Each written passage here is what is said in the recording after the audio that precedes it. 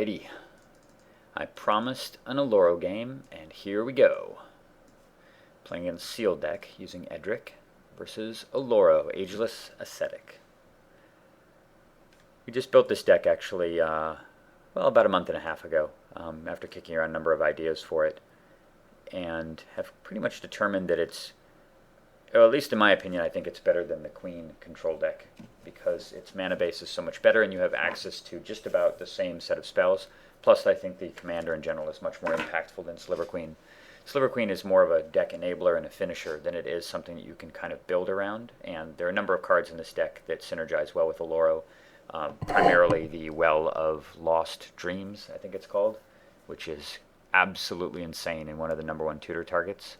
But truthfully, the 2 life per turn is a really big deal. It doesn't seem like it would really matter all that much in a 40 life environment, but given the amount of cards in the deck, and it's funny, I actually have 2 of them in my opening draw here, Imperial Seal and Limdol's Vault, you're able to play with a lot of cards that damage you with complete wanton disregard for their consequences, things like Dark Tutelage, which we also run in here.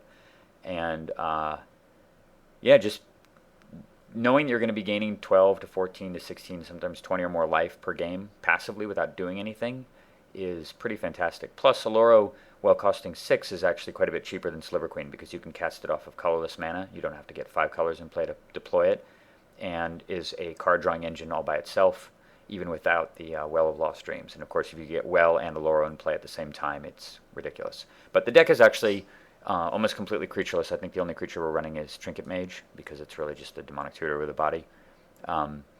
And that allows you to play with all the regular good white, blue, black control elements like Abyss and Humility and Terminus and stuff like that. So it's basically just a very, very solid, flexible control deck with a relentless life gain engine and a bunch of different card drawing engines built into. I'm very pleased with the deck and how it's working so far. I'm not pleased with either of these draws, however, so I'm going to be mulliganing down to 5.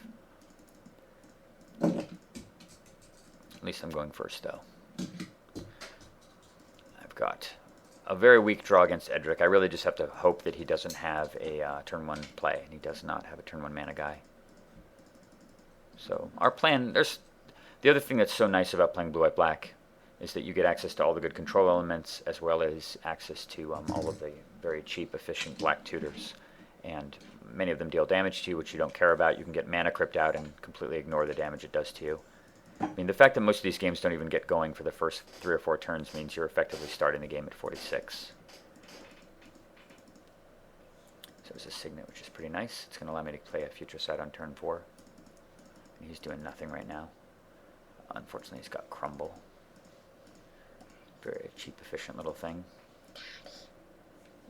Hang on a second. Daddy. Okay, where was I? I had to... Okay, let's get this done. I've had to pause a few times due to child issues. Alright, so we got Edric out, but we've got a backup plan, which is copying him. I mean, it's certainly worst case scenario here, but at least if he taps out to deal with Edric in some way, we have Future Sight as a follow-up. It's not ideal, but... And he's got Krosan Grip, and I have Future Sight. Pretty delicious, actually. I've never been so happy to have my opponent cast Krosan Grip and then attack me with Edric. Adakar Wastes. And Future Sight coming down with Tithe on top. Very nice. I can cast that during my upkeep. So, yeah, as powerful as Edric is, it's hard for him to keep pace with a card as strong as Future Sight. I'm basically just crossing my fingers here and hoping he doesn't have a 3rd utility enchantment / artifact removal card, like Naturalize or some crap like that, which would certainly cost me the game probably at this point. So there's Tithe during my upkeep. You can actually see the deck here. Alright, so here is the deck in all of its glory. It's usual suspects. There's quite a bit of overlap here between this deck and the Queen deck. Let's see, what cards are we playing that are different? Well, it's able to run more counters, of course, because it's just 3 colors. Additionally, it has... Let's see, what are a few things that are different? Oblivion Ring, I guess, is in here, just for overall utility. It runs Winter Orb, unlike, actually, no, I guess Queen runs Winter Orb too. Windorb's incredibly strong in this deck too, because as long as you're just stalling the game, you're kind of grinding life relentlessly. It runs Terminus, which Queen doesn't use anymore. Actually, I don't remember if Queen uses... I haven't played... The honest truth is I haven't played Queen in ages, so I don't even really remember. Dark Tutelage, I kind of gave up on that deck a while ago, just because it was too frustrating to play with the mana base. Oh, Colony Gem. This is a card that Nate added fairly recently that he's very bullish on, and it's been good in the last couple of games I've played as well. I'm not completely sold on it, but I haven't drawn it in a situation where it was terrible, and I've actually wanted to tutor it for it a few times too. So I think it's... One thing that's really cool about it is, if you read it, it says, when Colony Gem enters the battlefield, return 2 lands you control to their owner's hand.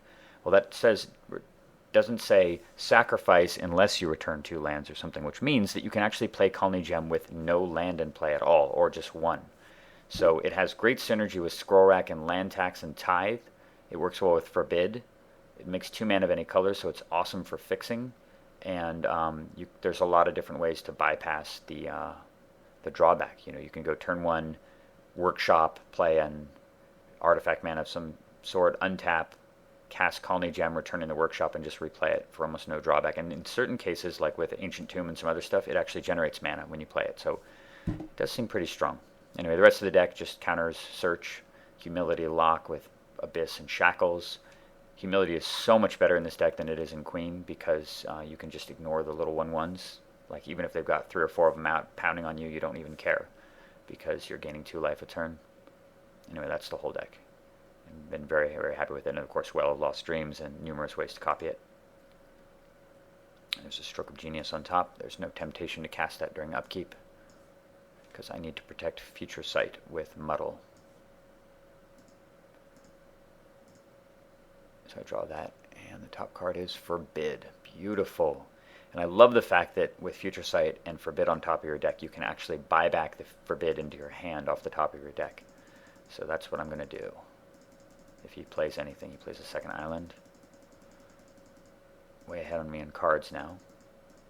And he taps Wirewood Channeler. Let's get rid of that. Get rid of that. Just keep this up here. Yawgmoth's Will on top. So I did exactly that. I bought back Forbid into my hand, and he's got Delay, which I'm going to muddle. Yawgmoth's Will. Map.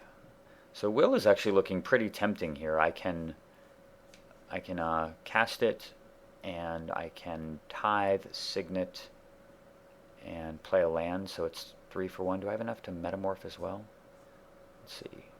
Will, land, Signet, Metamorph. So I wouldn't be able to Tithe, but I could play the Metamorph and copy Edric. That's good. I mean, it's 3 for 1, but I don't really feel like I'm under a lot of pressure. I'd rather see what's on top of my deck instead.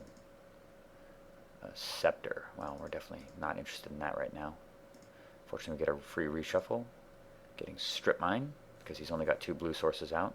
I sense some vulnerability there. Play that off the top. There's a Cryptic Command. So even though my opponent has active Edric and 2 creatures total, I'm not feeling too bad about this. He's drawn 2, goes up to 9 cards in hand. He plays Seedborn Muse and Mystical Tutors for a UU counterspell, despite the fact he only has 1 island out. So now the Will is looking excellent. I'm very, very glad I waited a turn on that, because I can double up on the Strip Mine. So there's a Plains, not very useful. No temptation to cast Cryptic Command during upkeep, even though it meant drawing a card, because I've got Yawgmoth's Will plans. And he played a very, very juicy Metamorph target as well, much better than Edric. So I'm going to Will. Let's take a look at the graveyard here.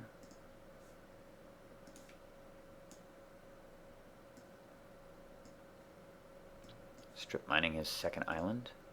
And I was very surprised, actually, when he didn't even defend here. I was completely prepared to Forbid, and then just do something relatively minor. But I was overjoyed to see I didn't even have to Forbid. So I play the Signet. Metamorph, copying Seedborn Muse. And play the map. Much better than Tithe right now. And thanks to the wonderment of his own creature, I get a full untap against no islands. And he plays Null Mage Shepherd. And we're going to say no to Null Mage Shepherd. And there's Enlightened Tutor on top also. He just randomly attacks into my guy. I guess he might as well. Enlightened Tutor. And I've still got Forbid, an extra card to defend it.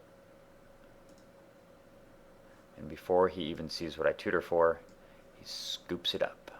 I think my intention was probably to get Shackles here, actually. I was going to go Shackles and attack with my... actually, I wouldn't Seedborn Muse, but Shackles would really, really shut him down. I mean, it would completely lock out Edric as well. There's no... and then it's just a matter of deploying my Aloro and starting to draw other extra cards off of it. And it's, yeah, it's academic at this point. I guess I could have gotten Top, too. Top would have been pretty... Yeah, I think if I had thought about this more, I probably would have just gone with Divining Top, because Top with Seedborn Muse, pretty ridiculous. You can just tap all of your mana every turn to draw 9 cards, and yeah, I would have gotten Top. I think I was just starting to think about what to get here, but Top would have made the most sense, because I would draw. Well, that would tap for 2, 3, 4, 5, 6, 7, 8, 9. Presumably, I draw 10 cards a turn off of Divining Top, and then untap all of my land with Forbidden Hand. That would have certainly been game. But good demonstration of the core mechanics of the Aloro deck. And hopefully I've got some more games coming that are a little bit more contested, where you can see some of the other cool synergies in action. Hope you enjoyed that one. More to come.